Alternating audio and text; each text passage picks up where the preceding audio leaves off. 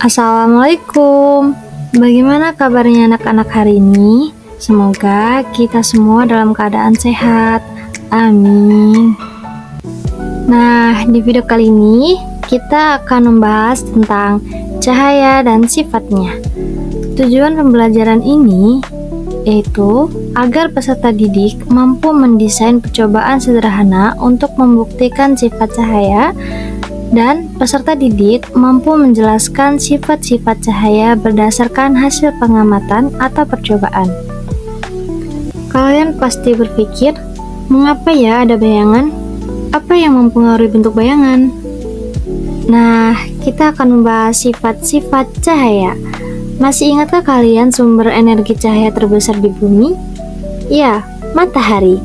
Cahaya matahari merambat dari jarak yang sangat jauh untuk sampai ke bumi. Cahaya tidak membutuhkan media seperti air, udara, atau benda padat untuk bergerak. Matahari bukan satu-satunya sumber cahaya. Lampu dan api juga menghasilkan cahaya. Yuk kita pelajari bersama-sama sifat cahaya. Nah, yang pertama ada cahaya merambat lurus. Cahaya akan merambat lurus jika melewati satu medium perantara.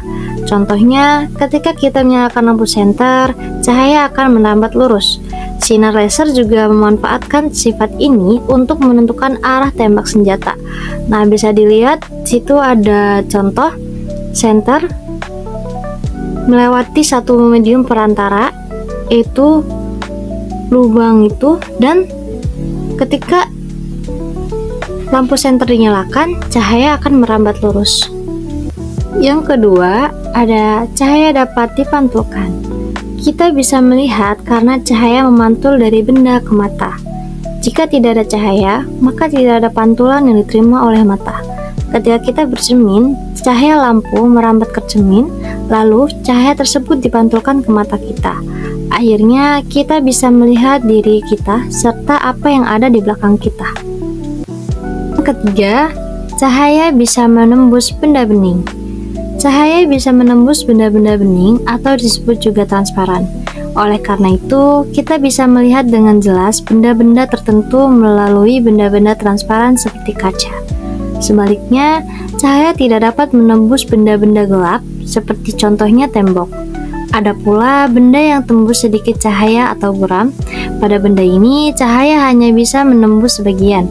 Oleh karena itu, kita hanya bisa melihat benda dengan samar. Nah, contoh cahaya bisa menembus benda bening itu seperti kaca jendela yang mendapatkan cahaya dari sinar matahari. Dan yang keempat, ada cahaya bisa dibiaskan. Pembiasan cahaya adalah peristiwa pembelokan cahaya saat merambat dari satu medium ke medium lain yang punya indeks bias berbeda. Pembiasan terjadi karena ada perbedaan kelajuan gelombang cahaya saat merambat di dua medium berbeda. Contoh sifat cahaya yang dapat dibiaskan yaitu pada saat terjadi pelangi. Pada saat terjadinya pelangi, ada pembiasan cahaya matahari yang melewati tetes hujan.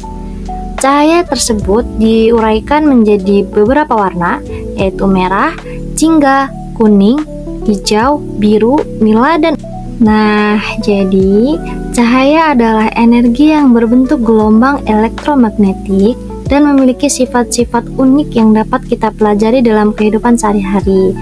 Dari pembelajaran ini, kita dapat memahami bahwa cahaya tidak hanya membantu kita melihat dunia, tetapi juga memiliki berbagai sifat yang dapat dimanfaatkan untuk berbagai keperluan, seperti teknologi optik dan komunikasi.